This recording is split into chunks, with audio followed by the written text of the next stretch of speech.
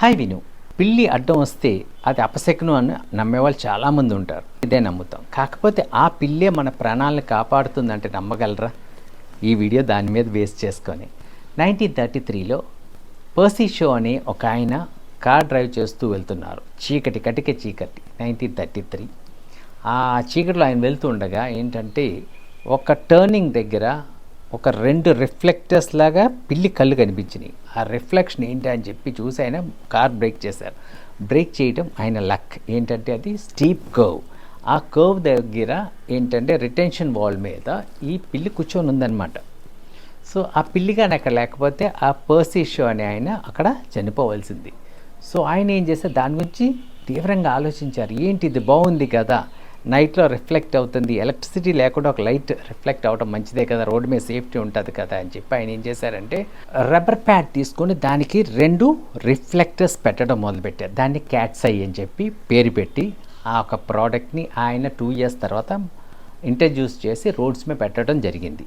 ఈ ఇన్వెన్షన్ ఏమైందంటే అది బాగా పాపులర్ అవి ఈ రోజు కూడా మన రోడ్స్ మీద మనం ఈ క్యాట్స్ ఐని వాడుతూ ఉంటాం. ఒకసారి ఆలోచించండి, ప్రాణం పోతుంది, మంచి కాదు అనే ఒక పిల్లి వలన మనకు వచ్చే ఒక భద్రత.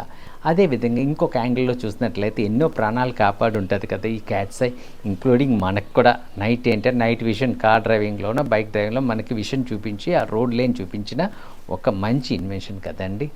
సో ఇదేంటి జీవితంలో మన అబ్జర్వేషన్ స్కిల్స్ పెంచుకోవాలండి. ఎప్పుడైతే మనం ఒక అబ్జర్వేషన్ స్కిల్ పెంచామో మనకి క్రియేటివిటీ అనేది వస్తుంది, ఇన్నోవేషన్ అనేది వస్తుంది. మన జీవితంలో కూడా ఇలాంటి ఎన్నో క్రాస్ చేసి ఉంటాం.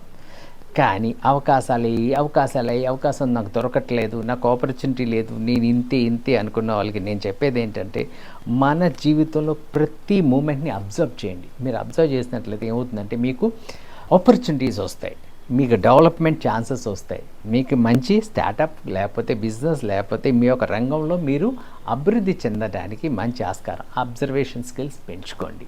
అంతే తప్ప స్క్రాలింగ్ చేసుకుంటూ అనవసర విషయాల మీద మనం ఫోకస్ చేసాం, వీ కాన్ గ్రో. పర్సీ షో ఈరోజు కూడా అంత పాపులర్గా మన గుండెల్లో నిలిచిపోయాడు, మన ప్రాణాలు కాపాడే వ్యక్తి. మరి మీరు think of this. Happy living.